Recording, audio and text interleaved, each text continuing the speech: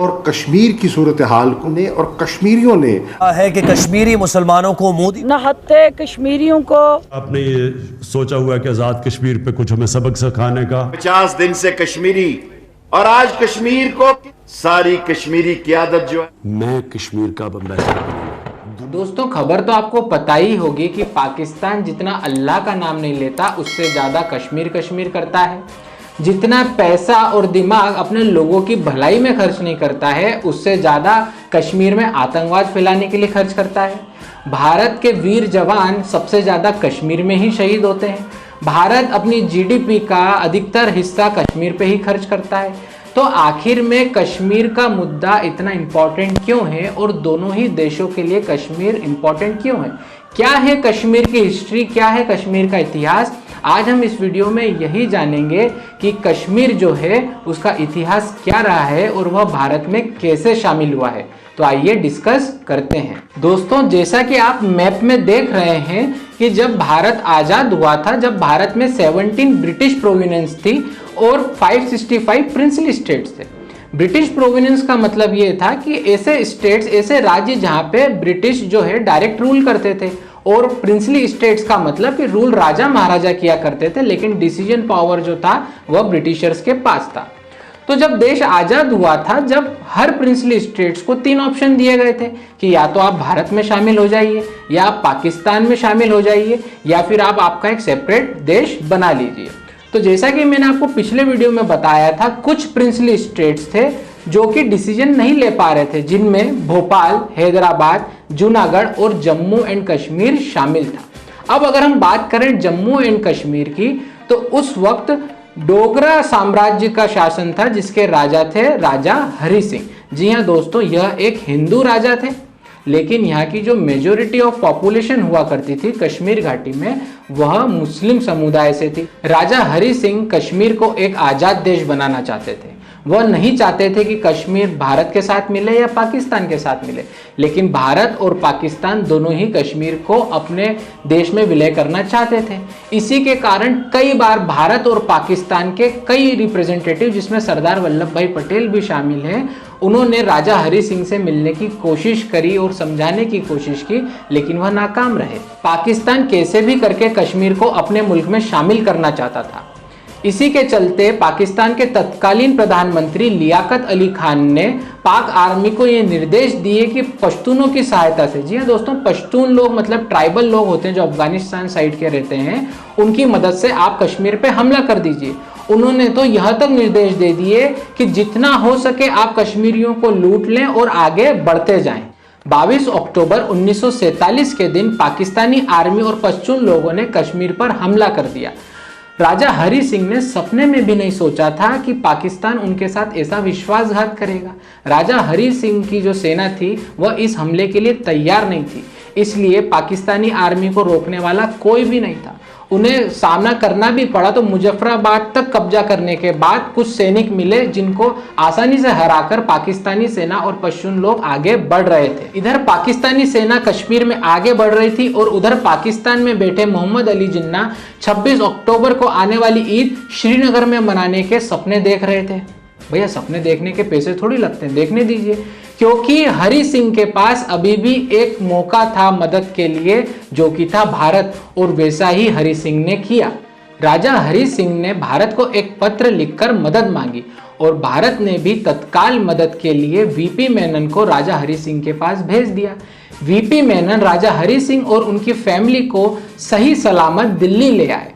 एक किस्सा यह भी बड़ा प्रसिद्ध है कि राजा हरि सिंह ने अपने नौकर को बोल दिया था कि अगर भारत 2 दिन के अंदर मदद नहीं भेजे तो मुझे नींद में ही गोली मार देना, क्योंकि मैं पाकिस्तान के हाथ नहीं आना चाहता। अब राजा हरि सिंह दिल्ली पहुंच चुके थे और भारतीय सरकार से यह गुहार लगा रहे थे कि वह अपनी सेना कश्मीर में भेजे और उनके लोगों की और राज्य की रक्षा करे। लेकिन सरदार वल्लभ भाई पटेल ने एक शर्त रख दी। उन्होंने कहा, अगर आप चाहते हैं कि हम भारतीय सेना कश्मीर में भेजें तो सबसे पहले आपको कश्मीर का विलय भारत में करना होगा। और इस वक्त तक तो राजा हरि सिंह भी समझ चुके थे कि उनका राज्य जो है और राज्य के लोग जो हैं वह भारत में रहकर ही खुश रह पाएंगे। इसलिए उन्होंने 26 अक्टूबर 1947 को एक लेटर ऑफ एसर्शन जो है वह डिक्लेयर कर दिया, वह साइन कर दिया कि हम कश्मीर का विलय भारत में करने जा रहे हैं। जैसे दूसरे प्रिंसली स्टेट्स भारत का हिस्सा बने थे, वैसे ही अब कश्मीर भी लीगली और ऑफिशियली भारत का हिस्सा बन चुका था। अब कश्मीर भी भारत का एक अभिन्न अंग बन गया था। और बस अब क्या था, भारत ने अपनी सेना कश्मीर में भेज दी। जी हां दोस्तों, 27 अक्टूबर 1947 की पहली किरण के साथ ही भारत ने हवाई मार्ग से अपनी सेना सिख रेजिमेंट को कश्मीर में उतार दिया, क्योंकि उस वक्त जो रोड थी वो तो हुआ नहीं करती थी। इसलिए भारत ने कई हवाई जहाजों से अपनी सेना कश्मीर में उतार दी। भारतीय सेना अपने शौर्य और पराक्रम से पाकिस्तानी सेना और पश्तून कबीले को पीछे खदेड़ते जा रही थी। अब पाकिस्तानी सेना जो है वह पीछे हट रही थी और धीरे धीरे भारतीय सैनिक कश्मीर पर कब्जा करते जा रहे थे और आगे बढ़ते जा रहे थे।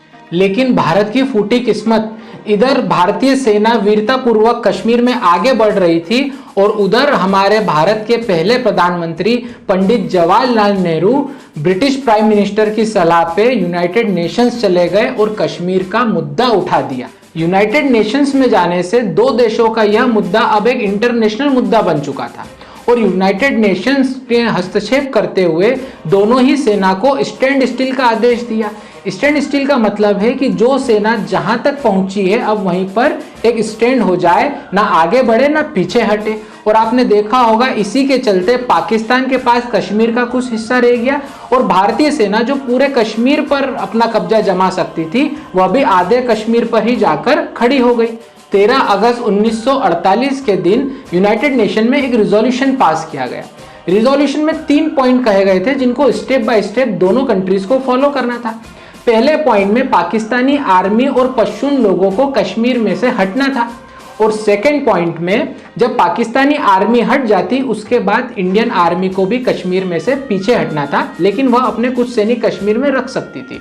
और तीसरे और फाइनल पॉइंट में कहा गया था कि कश्मीर में एक प्लेबिसाइट किया जाएगा जिसके तहत कश्मीरी लोग यह डिसाइड कर सकेंगे कि उनको पाकिस्तान के साथ रहना है, भारत के साथ रहना है या फिर अपना एक अलग देश बनाना है। लेकिन यूनाइटेड नेशंस के रिजोल्यूशन के बावजूद पाकिस्तानी आर्मी पीछे नहीं हटी और इसलिए इस रिजोल्यूशन को आज तक दोनों देश फॉलो नहीं कर पाए। इसलिए जो आर्मी जहां थी वहीं पर रह गई, कश्मीर का जो हिस्सा जिसके पास था उसी के पास रह गया। 1948 में नेहरू के करीबी कहे जाने वाले शेख अब्दुल्ला को कश्मीर का मुख्यमंत्री बना दिया गया और उसके कुछ समय बाद ही नेहरू के समर्थन से आर्टिकल 370 जो कि कश्मीर को टेम्परेरी ही सही एक स्पेशल स्टेटस दिया करता था उसे पास कर दिया गया। सरदार वल्लभ भाई पटेल और डॉक्टर भीमराव अंबेडकर ने इसका काफी विरोध किया, लेकिन शेख अब्दुल्ला और नेहरू जी के कारण यह आर्टिकल 370 वहां पे पास हो गया। पाकिस्तान हर बार कश्मीर का मुद्दा इंटरनेशनल लेवल पे उठाता रहा और हर बार मुंह खाता रहा। अब उसने 1965 में भारत पर कश्मीर को लेके हमला कर दिया, लेकिन उसकी किस्मत देखिए, हमारे वीर भारतीय जवानों ने मुंहतोड़ जवाब तो दिया ही सही, साथ में पाकिस्तान के भी कई हिस्सों पर कब्जा कर लिया। तो अब पाकिस्तान यह तो समझ चुका था कि आमने सामने की लड़ाई में वह भारत के सामने टिक ही नहीं सकता, ना कभी जीत सकता है। और शायद आपको पता ही होगा कि 1962 में चाइना के साथ वॉर में हम कश्मीर का कुछ हिस्सा जिसे हम अक्साई चीन कहते हैं वह चीन से हार गए थे। अब इसी के चलते पाकिस्तान ने सोचा कि भारत से आमने सामने की लड़ाई में तो हम जीत नहीं सकते हैं, तो किसी बड़े देश को इन्वॉल्व कर लेना चाहिए और इसी के चलते उसने कश्मीर का कुछ हिस्सा जो उसके पास था वह चाइना को गिफ्ट के रूप में दे दिया।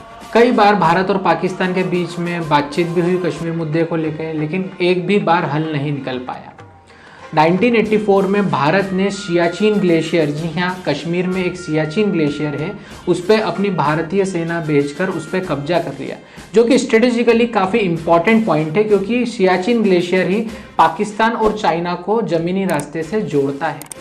अब पाकिस्तान पूरा तिलमिला उठा था, लेकिन उसके हाथ में एक भी मौका नहीं लग रहा था। ऐसे में समय आया 1987 का। 1987 में जम्मू एंड कश्मीर में विधानसभा के चुनाव थे और इस चुनाव में गठबंधन करके एनसीपी नेशनल कॉन्फ्रेंस पार्टी और कांग्रेस जो है वह चुनाव लड़ रही थी और उनको ये चुनाव जीतना भी था। और कहा जाता है उन्होंने इस चुनाव में गड़बड़ी करी और जीत हासिल करी, जिसका विरोध वहाँ की लोकल जनता ने किया। पत्थरबाजी हुई और जनता में एक अराजकता फैल गई और भारत के लिए जो है विरोध प्रदर्शन चालू हो गए।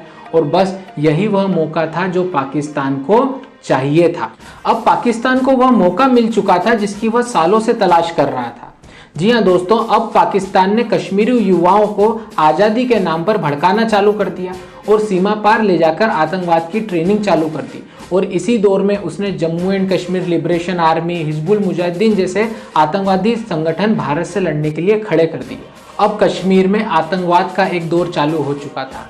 जी हाँ दोस्तों, कश्मीर में आतंकवाद बढ़ता जा रहा था और ये आतंकवाद अपनी चरम सीमा पर जब पहुंचा जब 1990 में, जी हाँ दोस्तों 1990 में कश्मीरी पंडित जो वहाँ रहा करते थे, जो अच्छी पोस्ट पे थे, अच्छा कमाते थे, उनको कश्मीर छोड़ने के लिए धमकियाँ मिलने लग गई। खुलेआम अखबारों में छापकर धमकी दी जाने लगी कि कश्मीरी पंडितों कश्मीर छोड़ के चले जाओ।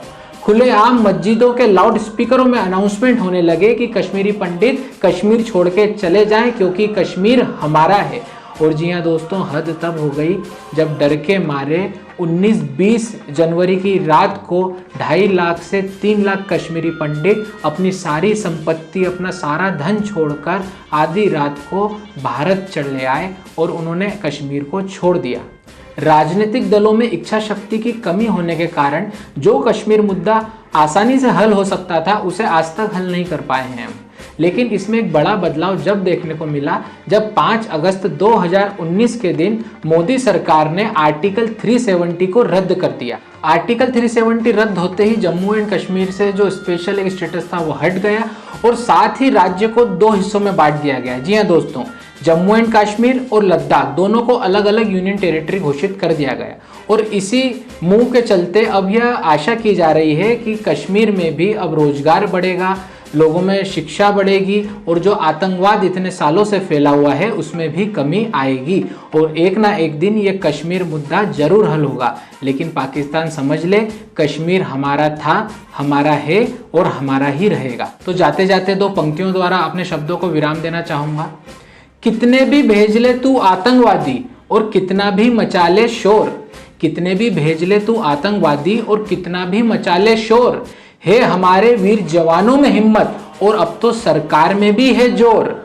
एक दिन रो रो के ए पाकिस्तान तू भी ये बात कहेगा कि कश्मीर हिंदुस्तान का था, है और हमेशा रहेगा। तो अगर आपको मेरा ये वीडियो पसंद आया है तो प्लीज़ वीडियो को लाइक कीजिए, शेयर कीजिए और जिस किसी ने भी अभी तक चैनल को सब्सक्राइब नहीं किया है वह सब्सक्राइब कीजिए। जय हिंद, जय भारत।